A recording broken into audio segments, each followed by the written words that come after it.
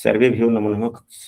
आज की इस कक्षा में परिचर्चा में उपस्थित सभी सदस्यों दोनों का आदर सहित यथायोग्य अभिवादन एवं स्वागत है। सभी सदस्य अपने परिचितों का ध्यान करें। माता गायत्री के मंत्रों का एक बार उच्चारण तो अवश्य कर ले, साथ ही अपने प्रेरणा के स्रोत एवं अपने गुरुजनों को भी अंतर्मन से अभिवादन कर ले। हम लोगों के द्वारा प्रतिदिन नियमित रूप से कुंडली फलादेश पर आधारित कक्षा आयोजित की जाती है, परंतु प्रत्येक सोमवार के सुबह में हम लोग मुहूर्त शास्त्र पर आधारित कक्षा आयोजित करते हैं। पिछली कक्षा में हम लोगों ने वास्तु प्रकरण के अंतर्गत यानी कि गृहारंभ का मुहूर्त हम लोग कैसे देखें, इस विषय वस्तु पर हम लोगों ने परिचर्चा किया था कि किस महीने में हम सभी गृहारंभ शुरू कर सकते हैं, किस महीने में गृहारंभ करना उत्तम होता है और किस महीने में उतना उत्तम नहीं होता है। इसके लिए हम लोगों ने मुहूर्त चिंतामणि पुस्तक को भी पढ़ा था एवं बृहद ज्योतिषार पुस्तक को भी पढ़ा था। दोनों पुस्तकों को हम लोगों ने पढ़ा था, साथ में पंचांग का भी हम लोगों ने अवलोकन किया था। इस मुहूर्त शास्त्र के परिचर्चा के मुख्य आचार्य संजय कुमार ओझा जी हैं, जो कक्षा में उपस्थित हो चुके हैं। अब हम उन्हें आमंत्रित करते हैं कि आज की कक्षा की विषय वस्तु को वो अपने स्तर से आगे बढ़ाएं। गुरुदेव प्रणाम और सभी समूह के विद्वान जनों को प्रणाम। इसके पहले वाली कक्षा में हम सभी लोग मास पर चर्चा किए हुए थे कि किस मास में क्रियारंभ करना उत्तम है और किस मास में करना निंदित है, जिसमें 2 मास की चर्चा आ गई। एक मास था पौष मास, जो गुरुदेव बताए हुए थे कि एक पुस्तक में सर्व ज्योतिष सार में शायद बताए थे कि हाँ वह उत्तम बता रहा है, और मुहूर्त चिंतामणि में निंदित बता रहा है। उस पर हम लोग स्पष्ट करते हुए आगे आए हैं कि किस पक्ष में घर बनाना उत्तम है और किस घर में घर बनाना उत्तम नहीं है। अब आगे हम लोग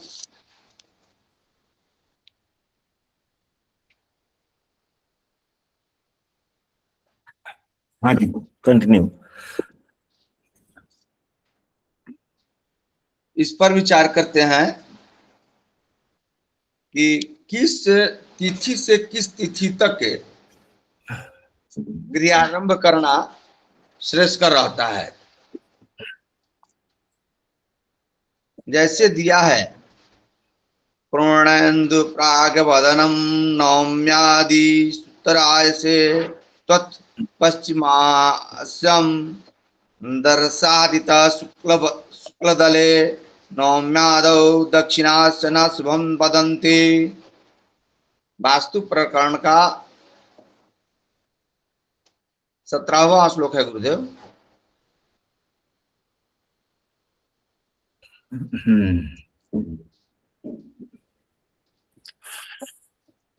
पूर्णिमा से कृष्ण पक्ष की अष्टमी पर्यंत पूर्व मुख का और कृष्ण पक्ष नवमी से चतुर्दशी पर्यंत उत्तर मुख का, अमावस्या से शुक्ल पक्ष अष्टमी तक पश्चिम मुख का और नवमी से शुक्ल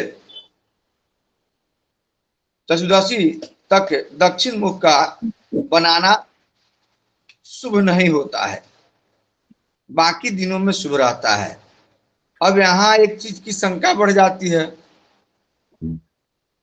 कि इसके पहले दिया हुआ है कि शुक्ल पक्षे भयतु सौख्यम कृष्ण तस्करो भयम गृहवाण पूर्व गृहवाण मंत्रिनो दृष्ट मानयो। शुक्ल पक्ष के दिवाकार जानी सायाम न कदाचना, मैंने शुक्ल पक्ष में गृह आरंभ की शुभ बता रही, इसके पहले उसमें भी दिन में गृह आरंभ करने की बता रही है, और यहाँ जो कृष्ण पक्ष की भी चर्चा कर रही है।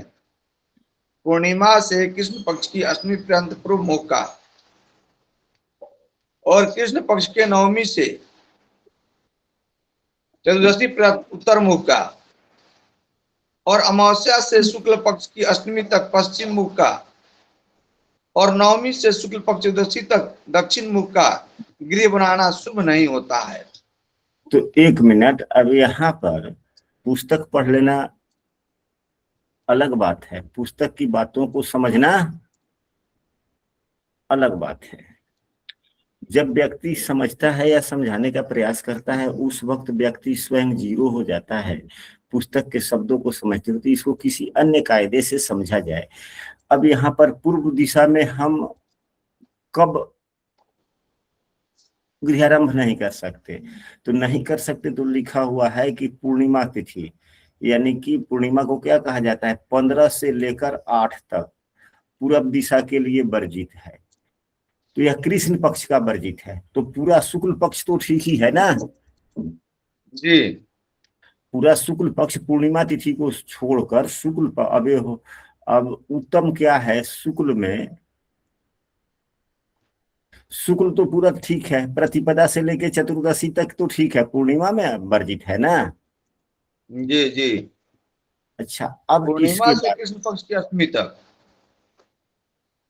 हम केवल शुक्ल पक्ष की बात कर रहे हैं। यहाँ पे पूर्णिमा से कृष्ण पक्ष के अष्टमी तक यह वर्जित हो गया। तो पूर्णिमा को 15 कहा जाता है, अमावस्या को 30 कहा जाता है। जी। अब हम यहाँ पर पूर्णिमा ही कर देते हैं, तो पूर्णिमा से अष्टमी तक का हो गया, पूरब दिशा में नहीं करना है। तो भी कृष्ण पक्ष के, यानी कि पूरा शुक्ल पक्ष पूर्णिमा बच छोड़कर बाद मतलब कि हम पूर्व दिशा का में कहीं से कोई दिक्कत नहीं। कोई दिक्कत नहीं है। अच्छा, अब यहाँ कृष्ण पक्ष नवमी से लेकर चतुर्दशी तक तो अमावस्या को तो कोई शुभ काम किया नहीं जाता, यानी कि उत्तर दिशा के लिए पूरा शुक्ल पक्ष उत्तम है, उत्तर दिशा के लिए भी पूरा शुक्ल पक्ष उत्तम है। कृष्ण पक्ष की नवमी से उत्तर मुख का, तो उत्तर मुख के लिए भी शुक्ल पक्ष उत्तम है, उत्तम हो गया है। अब इसके बाद में अब अमावस्या से शुक्ल अष्टमी तक पश्चिम मुख का, यानी कि अगर पश्चिम मुख का दरवाजा करना है, अगर उस अश्लोक को भी अगर हम लोग समन्वय करके चलते हैं, तो अमावस्या से शुक्ल अष्टमी तक, यानी कि शुक्ल पक्ष की नवमी से लेकर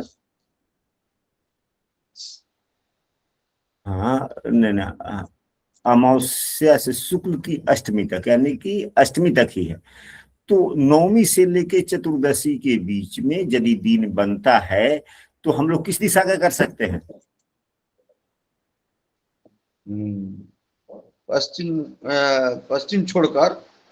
नहीं नहीं, हम लोगों ने तो कलम का रंग बदलते हैं, यहाँ तो हम लोगों ने पूरा शुक्ल पक्ष उत्तम हो गया पूरब के लिए, जी उत्तर के लिए भी पूरा शुक्ल पक्ष उत्तम हो गया। जी। अब उत्तर के बाद में जो यहाँ पुस्तक में आया अमावस्या शुक्ल अष्टमी तक पश्चिम मुख का, ये पश्चिम के लिए शुक्ल पक्ष के नवमी से लेके चतुर्दशी तक,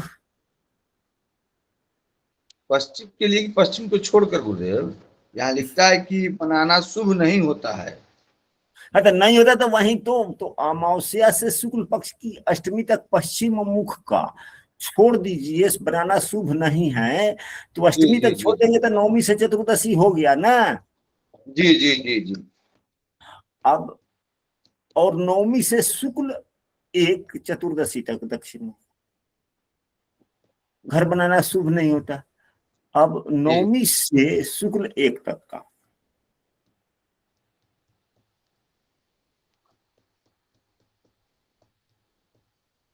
तो अब शुक्ल एक तक का, यानी कि प्रतिपदा से लेकर अब दक्षिण के लिए प्रतिपदा से लेकर अष्टमी तक शुभ है।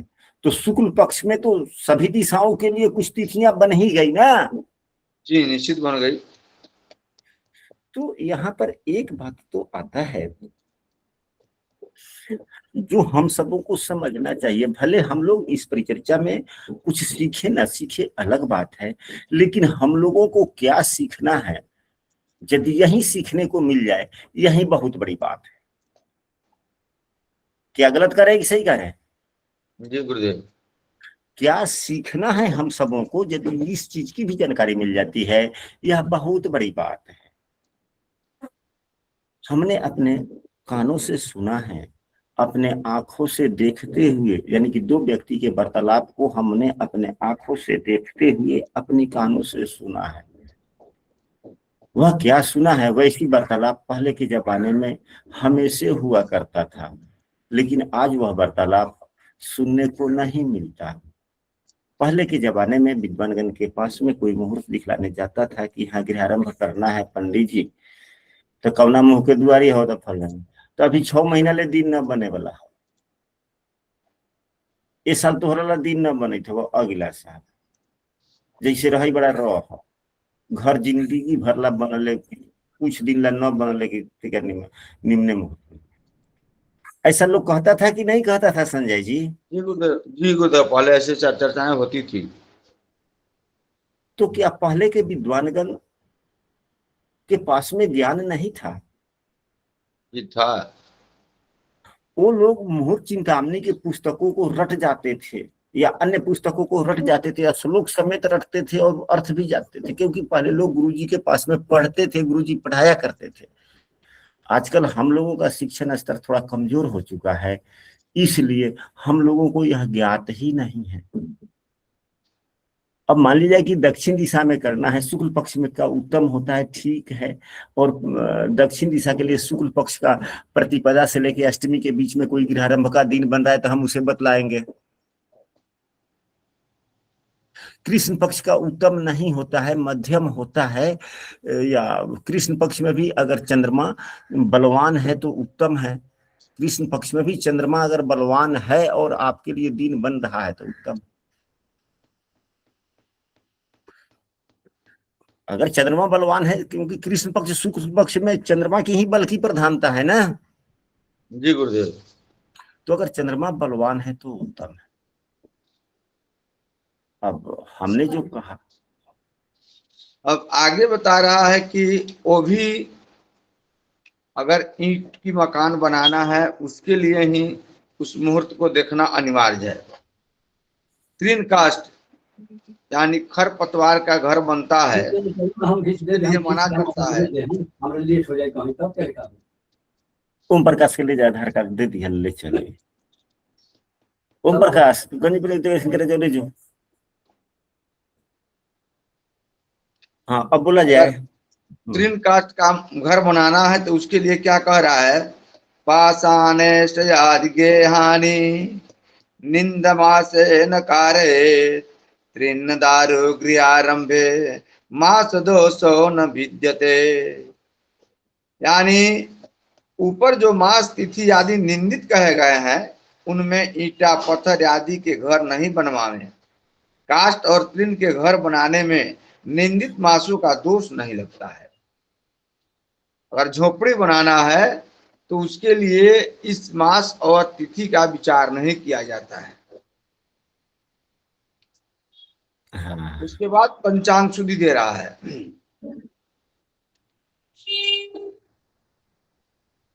भौमार्करिक्ता माधुने चरोनंगे विपंचके व्यष्टान्तस्थै शुभैर् गहारंभा त्राग्यायी खलई।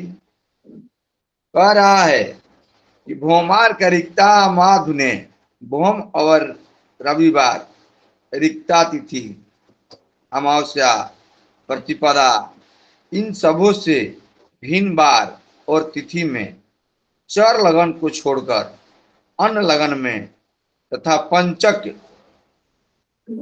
अनिष्ठा से रेवती तक 5 नक्षत्र को पंचक कहते हैं, छोड़कर अन्य नक्षत्रों में तथा लग्न में, लग्न से 12-8 भिन्न स्थानों में शुभ ग्रह और 3-6-11 भाव में पापग्रह हो तो गृहारंभ शुभ होता है। मंगलवार और रविवार को नहीं करना है, रिक्ता तिथि में नहीं करना है, धनिष्ठा से रेवती तक पंचक नक्षत्र होती है उन नक्षत्रों में नहीं करना है, और लग्न से 12-8 भिन्न स्थानों में शुभग्रह हो, 3-6-11 भाव में पापग्रह हो तो गृहारंभ करना शुभ होता है। हम अब भविष्य यहाँ जी हम भविष्य पुराण पढ़ रहे थे। जी तो भविष्य कल हम पढ़ रहे थे, तो वहां पर यह भी देखने को मिला कि मोह चिंतामणि की बातें जो है लिखा गया है कि कृष्ण पक्ष में निंदित होता है, तस्कर भय होता है। तो तस्कर का मतलब ये नहीं कि घर में ही केवल चोरी हो, हम कोई भी काम कर रहे हैं तो हमें पता भी नहीं चलेगा कि हाँ किसके द्वारा काम का नुकसान कर दिया गया, तो काम का नुकसान हो जाता है। ऐसे भिखारियों को तस्कर ही कहा जाता है। तो वहां भी भविष्य पुराण में भी कृष्ण पक्ष में गृहारंभ के लिए मना किया गया है। कृष्ण पक्ष में भी गिरियारंभ में मना किया गया है।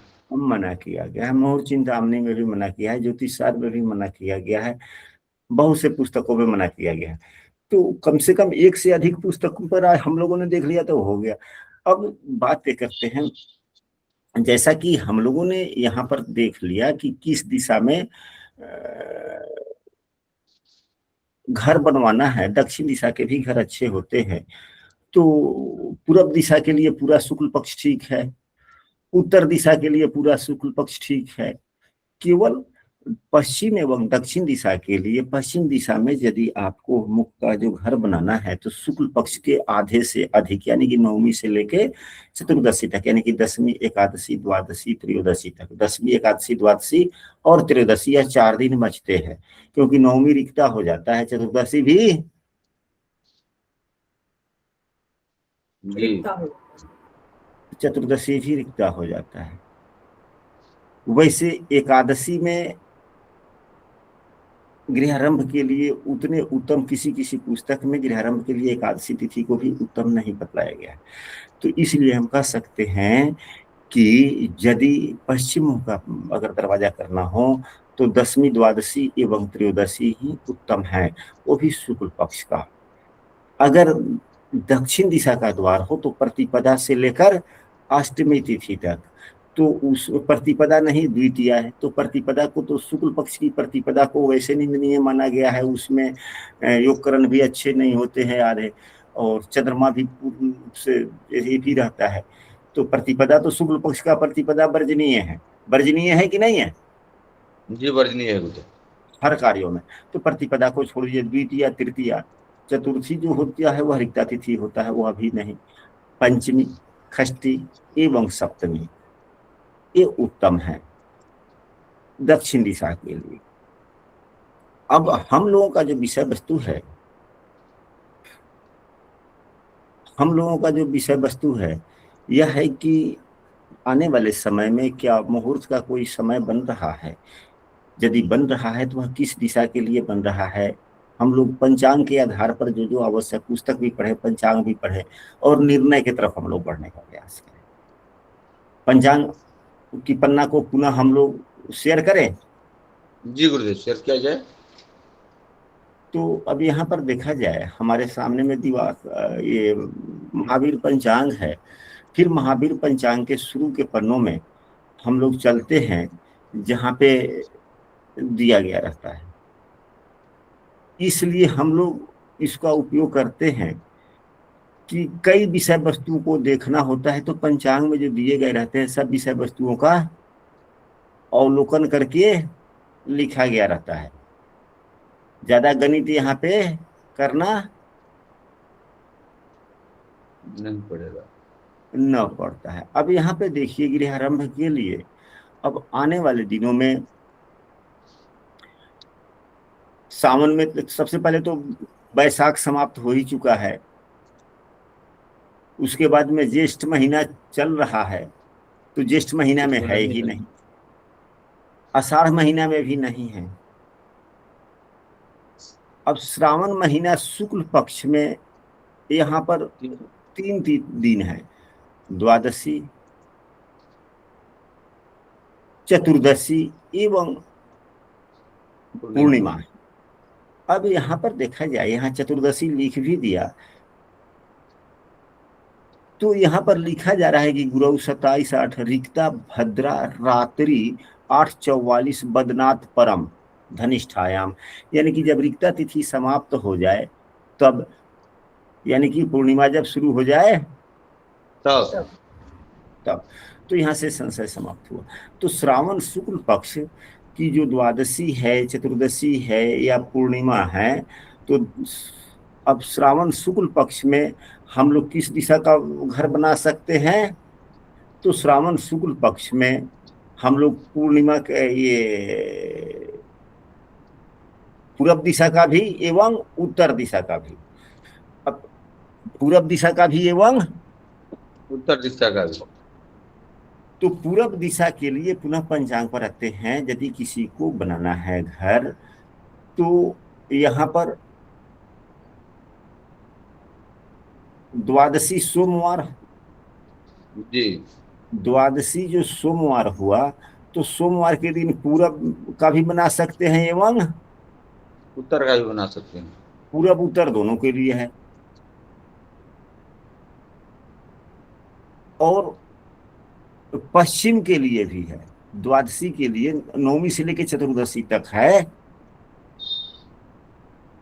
पश्चिम दिशा में नवमी से लेकर चतुर्दशी तक है या नहीं है? जी है। तो उसमें तो द्वादशी आ गया ना। ये आ गया। तो आ गया तो पंचांग एवं पुस्तक दोनों के आलोक में हम लोग कह सकते हैं कि इस द्वादशी तिथि को पूरब, उत्तर एवं पश्चिम इन तीनों दिशाओं में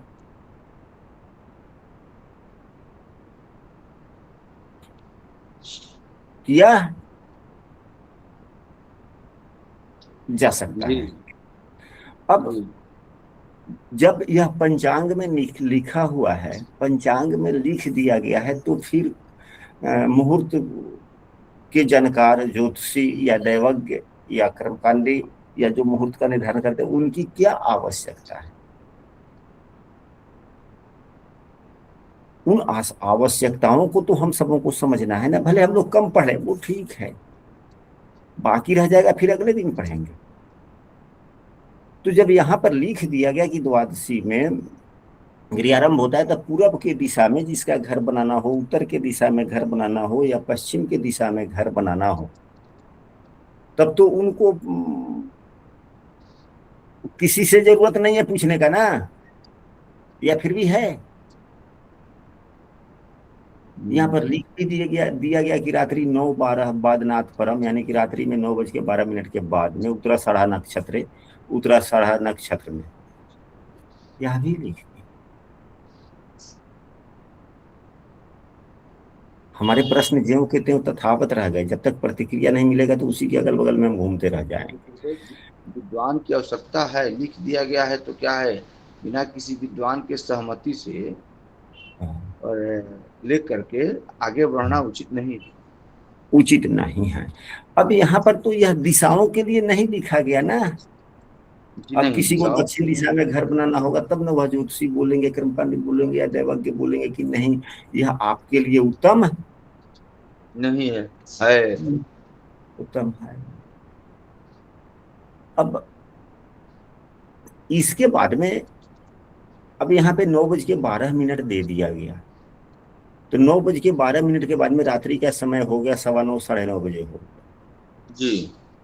तो फिर वह किस व्यक्ति का है? वह किस व्यक्ति का है? आपका लग्न क्या है? पहले आपका राशि क्या है संजय जी? कुंभ राशि है। कुंभ राशि है। अब हम लोग चलते हैं, यह 9 बार, यह श्रावण महीने के 24/8/26 यानी कि तिथि द्वादशी, तो आवश्यकता पड़ती है, क्योंकि मुहूर्त के निर्धारण में लग्न बल की प्रधानता है कि नहीं है? जी। अब यहां पर देखिए,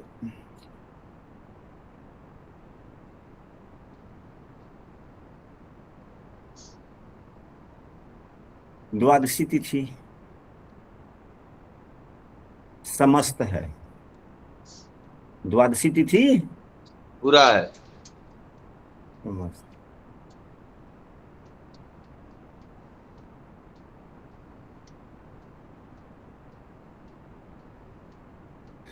तो वैसी तिथि जिसमें 3 सूर्योदय हो, वैसी तिथि जिसमें 3 सूर्योदय हो। उस तिथि में कोई शुभ काम हम करते हैं, मांगलिक कार्य करते हैं। जी नहीं गुरुदेव, वर्जित करते हैं। अब तो यह वृद्धि तिथि हो गई ना, वृद्धि तिथि वृद्धि और और क्षय दोनों, हाँ जी, वृद्धि और क्षय दोनों तिथि में गुरुदेव शुभ काम करना वर्जित कर दिया गया है। वर्जित कर दिया। तो ये तो प्रारंभिक शिक्षा है ना, जी। तो यह तो जानकारी सभी जनमानस को नहीं है, ये तो जो प्रतिदिन दैनिक काम करते हैं उन्हीं के लिए। तो ये तो गड़बड़ हो गया कि सही है? जी नहीं गुरुदेव, उत्तम तो नहीं है। उत्तम नहीं। अच्छा, अगर फिर भी अत्यावश्यक हो, फिर भी अत्यावश्यक हो, तो फिर हम देखेंगे रात्रि के 9:15 के बाद में कि लग्न कौन सा मिल रहा है। अब यहाँ पर द्वादशी तिथि रात्रि के 9:15 के बाद में 10:32 तक मेष लगन है, 10:32 तक मेष लगा। मेष लगन है। अब मेष से 12वें मीन राशि होता है, मेष से 12वें मीन होता है गुरुदेव। मीन होता है, मेष से छठे कन्या राशि कन्या होता होता है, है। और जी। मेष से 8 वृश्चिक होता है। अगर अब मीन राशि वाले, चाहे कन्या राशि वाले, चाहे वृश्चिक राशि वाले, अब जो घर का मुखिया है, अर्निंग ऑफ सोर्स है, जैसा कि कल की कक्षा में प्रियंका जी ने बताया था कि मालिक मुखिया कौन है, जो मुखिया अर्निंग 20%, जिस जो जिसका अर्निंग है और विषम परिस्थितियों को जो समाधान करने की क्षमता रखता है आर्थिक सहयोग से, मुखिया तो वही हो गया, अर्निंग ऑफ सोर्स जिसके पास में। तो उसको देखना चाहिए कि भाई, क्योंकि वह तो घर बनाएगा वो अपने पैसे से, उसी के पैसे से बनेंगे, या मिल्कियत उसी की है। अगर वह राशि मीन राशि का व्यक्ति हो या ये हो, तो क्या हो सकता है लग्न से ही उनका राशि 12वां हो गया। 12वां हो गया, चाहे छठा हो गया, 8वां हो गया। तो हमारे लायक यह है या नहीं है, हमारे लायक है या नहीं है। नहीं है? यह तो पंचांग में तो वहां पर सिर्फ दिन बतला दिया गया, लेकिन यहाँ तो गड़बड़ हो जाता है। तभी तो बहुत से व्यक्ति घर बनवाते हैं लेकिन उतनी उन्नति नहीं। कुछ बातें ऐसी होती है जो हम सबों को समझना चाहिए। पहले के लोग अधिक सुखमय होते थे, क्यों होते थे? आज हमारे पास में ढेर सारा आय भी है, सब कुछ है, लेकिन हम पहले की अपेक्षाकृत आज ज्यादा परेशान क्यों है? परेशानी औसतन पहले से अब अच्छा अधिक बढ़ा है या पहले से कम हुई है?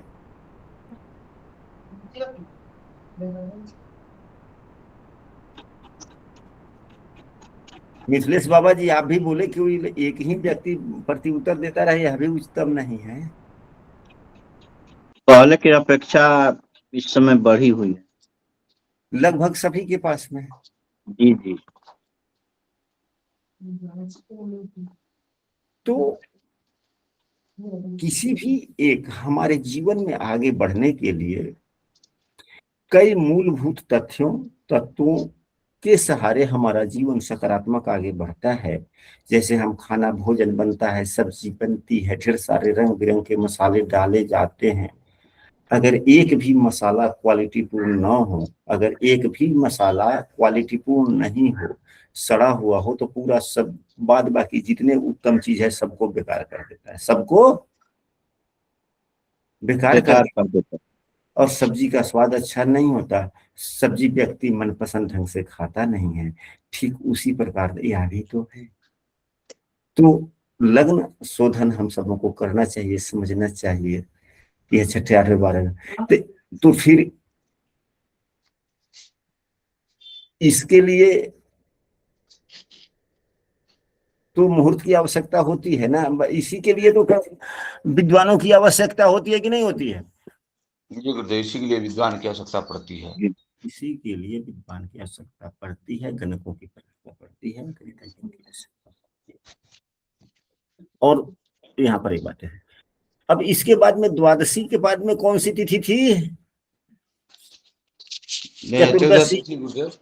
चतुर्दशी तिथि थी। तो यह तो ठीक है, यह दिन में चतुर्दशी तिथि 8:31 ही है, उसके बाद में पूर्णिमा हो जा रहा है, उसके बाद में पूर्णिमा हो रहा है। तब तो ठीक है। अब यहाँ पर देखे मोहचिंतामणि में क्या कर रहा है, तो यह पूरब नहीं, अब उत्तर दिशा के लिए, उत्तर दिशा के लिए ठीक है, दूसरे किसी भी दिशा के लिए ठीक नहीं है, क्योंकि यह चतुर्दशी तक ही है। पूर्व दिशा के लिए यहाँ पर लिखा गया है कि पूर्णिमा से लेकर कृष्ण पक्ष की अष्टमी तक जी पूर्व मुख का वर्जित है। तो पूर्व मुख का पूर्णिमा की तिथि नहीं, क्योंकि तिथि पूर्णिमा हो जा रहा है वहां पे। तो यह सभी कोई जानेगा। तो जो प्रतिदिन पढ़ता है, जिन्होंने मुहूर्त शास्त्रों का अध्ययन किया है, सभी जनमानस तो मुहूर्त शास्त्रों का अध्ययन नहीं करते ना। जी नहीं नहीं तो जिन्होंने अध्ययन किया है उसी के पास में इसका ज्ञान होगा जी कि पूर्णिमा के दिन हम पूरब, अगर तिथि बन भी रही है तो हम पूर्व दिशा की तरफ हम गृहारंभ नहीं कर सकते। नहीं। तो फिर बच क्या जाता है? तो उत्तर दिशा, पश्चिम दिशा के लिए भी नवमी से लेकर चतुर्दशी तक ही।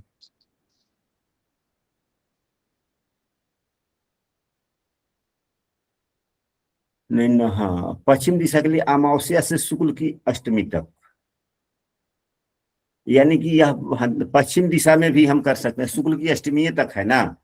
तो यहाँ पर 14 नहीं, जी पश्चिम दिशा के 14 नहीं, यहाँ 15 मान, यानी कि उत्तर एवं पश्चिम दिशा, उत्तर एवं पश्चिम दिशा के लिए हम गृहारंभ कर, पश्चिम दिशा, अन्य दिशाओं के लिए नहीं। अब ठीक उसी प्रकार अब फिर लग्न शोधन किया जाता है कि क्या लग्न बलवान है या नहीं है। अब यहाँ पर जो दिया गया है कि बादनाथ परम है, वो पूछ भी। अब तो जो भी लग्न मजबूत हो उस लग्न में हम सबों को करना चाहिए। अब कौन सा लग्न मजबूत बन रहा है?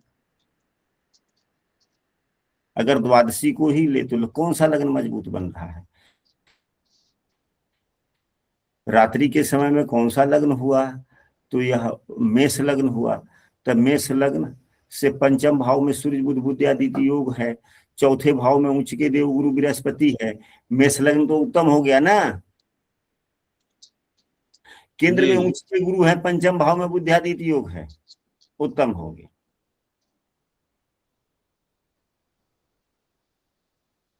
ग्यारहवें भाव में राहु है, 11वें भाव का राहु भी राजयोग देता है जी। छठे भाव में शुक्र है, यह भी उत्तम है। छठे भाव में शुक्र का बैठना, 12वें भाव पर दृष्टि पड़ती है, उत्तम ही कहा जाता है जी। यह मेष लग्न उत्तम हो गया। लेकिन ये चर लग्न है, क्या है?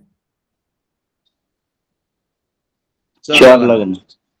तो नियम यह भी कहता है कि जिस चीज का फल हम जीवन भर लंबे दिनों तक, चिरकाल तक की दादा बनाए पोता उपयोग करे, ऐसे चीजों के लिए स्थिर लग्न का उपयोग ज्यादा किया जाता है कि चर लग्न का उपयोग ज्यादा किया जाता है? स्थिर लग्न का वृद्धि, स्थिर लग्न का उपयोग ज्यादा किया जाता है। तो अब यहाँ पर बतलाया गया कि यदि स्थिर लग्न वृषभ मान लेते हैं कि वृषभ लग्न में करेंगे, तो 10वें भाव में चंद्रमा राहु है, 11वें भाव में बैठे हुए ग्रह नुकसानदायक नहीं होते। लेकिन 10म भाव में अगर चंद्रमा है और ग्रहण योग में हो गया तो खराब हो गया या अच्छा हुआ? खराब हो गया। खराब हो गया। तो फिर उस वक्त देखा जाएगा कि चंद्रमा एवं राहु के अंशात्मक मान में दूरियां है कि नहीं है। तो द्वादशी तिथि के दिन राहु का अंशात्मक मान 10 है, न 5 अंशात्मक मान है। 10 नहीं है, 10वीं राशि पार करके 5 अंशों पर। अब पूर्णिमा के दिन, हाँ, कुंभ में चंद्रमा है, तो अब उस समय गणित करके यह देखना पड़ेगा कि चंद्रमा का अंशात्मक मान क्या राहु के नजदीक में है या काफी दूर है। तो चंद्रमा तो 21-14, चंद्रमा 21-14, 21 यह घाटी पल है, तो 8 घंटे का 20 होता है, 8 घंटे का 20 होता है, यह 1-24 बच गया, तो उसको 8.5 मान ले, 8.5 मान ले कि 8.5 घंटा बाद में सूर्योदय कितने बजे हुआ। तो सूर्योदय 5:40 में। 500। इसको राउंड फिगर में 6 ही माने और उसको 8 ही मान ले। तो अगर 6 मानते हैं तो 8-6-14, 2 बजे तक, 2-2:15 बजे तक चंद्रमा का राशि परिवेश हो गया। चंद्रमा 1 घंटे में कितने अंश आगे बढ़ते हैं?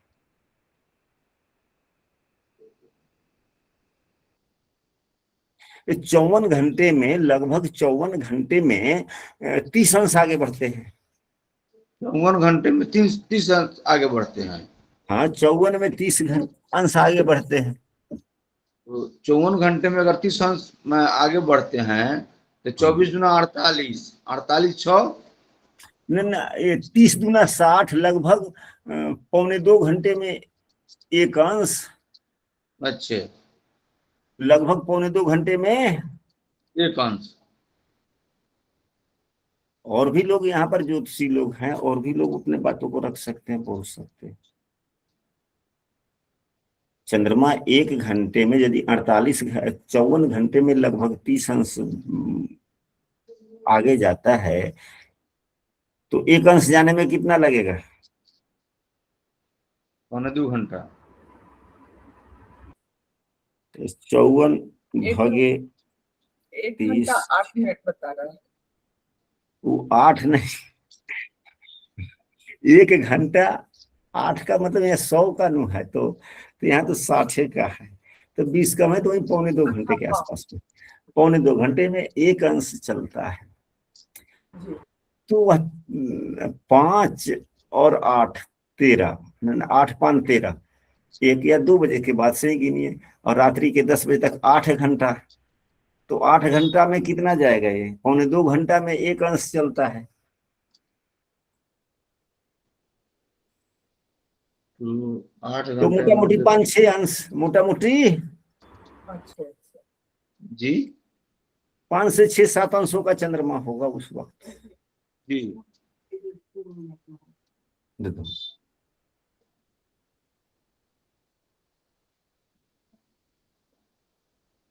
तो राहु का भी तो अंशात्मक मान 5 है, ये तो 10म भाव में ही चंद्रमा ग्रहण योग में है, तो क्या लग्न बलवान हुआ?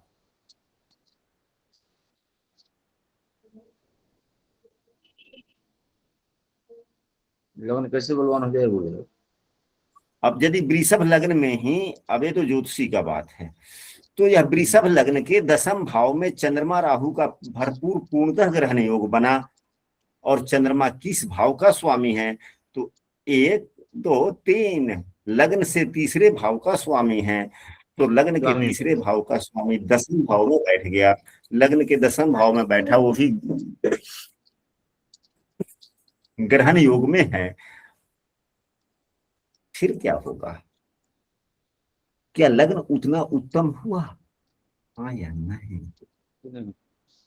पंचम भाव में, लग्न से पंचम भाव में नीच के ग्रह बैठ गए शुक्र देव, तो क्या वह जब उस मुहूर्त में हम घर बनाएंगे तो घर में रहने पर हमारी बुद्धि उतना उत्तम काम करेगा? नहीं करेगा उधर, बुद्धि और खराब होता जाएगा, किसी सही ढंग का फैसला नहीं ले पाएंगे। इसीलिए तो आपको याद होगा संजय जी, हम और आप थे, हमारे गांव के बगल के गांव में एक बहुत बड़े, यानी कि गांव के सबसे धनी मनी आदमी व्यक्ति का जो गृहवास करना था, गृहारंभ करना था, तो हालांकि बुलाया गया था हमें, लेकिन मैंने आपको भी बुलाया, क्योंकि हम तो बोलते बोलते उतना नहीं है, बोला ही नहीं जाता, हमने आपको बुलाया। फिर बुलाते वक्त बुलाया भी, गृह भी हुआ। जब ईंट जब रखा जाने लगा तो हमने कहा था कि नहीं, कि इसका तारीख घंटा मिनट नोट करके आप डायरी में रख दे कि हमारा घर का गृहारंभ इतने बजकर इतने मिनट पर हुआ था। याद आ रहा है बात? जी गुरुदेव, याद है। और हमने कहा था कि कभी भी विषम भविष्य में विषम परिस्थितियां यदि घर में आती है, कुछ प्रकार का कुछ दोष दिक्कत समझ में आता है, तो आप यही समय लेकर आएंगे कि हमारे घर का आरंभ इतने बज के इतने तारीख को इतने बज के इतने मिनट पर हुआ था, कि किस लग्न में हुआ, वह लग्न की क्या है।